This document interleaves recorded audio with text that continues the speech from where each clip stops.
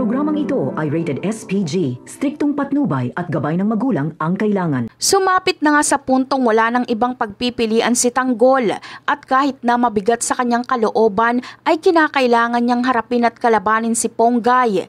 Ito ay labag sa kanyang naunang pangako na hinding-hindi niya ituturing na kaaway si Ponggay. Ngunit dahil mahirap ang kanilang sitwasyon ay wala silang magagawa kundi gawin ang pinakamahalaga nilang misyon. Ito ay ang mailigtas at maitakas ang kanyang lolo na si Don Julio. Kailangang magtagumpay sila Tanggol anuman ang mangyari. Ang bawat segundo ay mahalaga para sa kanila at si Ponggay ay nakatayo sa kanilang daan. Kaya naman isinantabi muna ni Tanggol ang kanyang personal na pangako para sa mas malaking layunin na mapalaya ang kanyang lolo. Sa gitna ng mainit na komprontasyon, nahanap ni Tanggol ang pagkakataon. Gayunpaman, nang siya na ay may tsansang gumamit ng dahas laban kay Ponggay, hindi niya nagawang paputukan ito ng baril.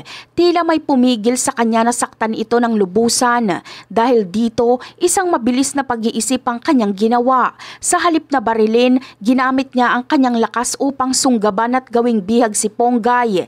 Ito ang naging susi niya para sa isang desperadong negosasyon. Gagamitin niya si Ponggay bilang kapalit para sa kalayaan ng kanyang lolo na si Don Julio. Sa kabilang banda naman, si Victorino ay puno ng pagtitiwala na sa wakas ay mahuhuli niya na sila Tanggol. Paulit-ulit niyang ipinangako na tatapusin niya na ang grupo nila Tanggol.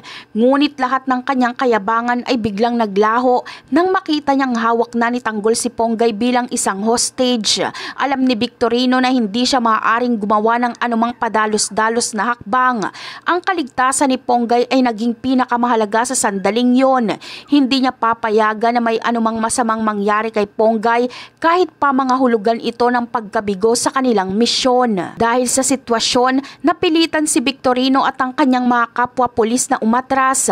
Ang kanilang planong paghuli ay biglang naging isang misyon ng pagliligtas para kay Ponggay. Sumang-ayon sila sa hiling ni Tanggol.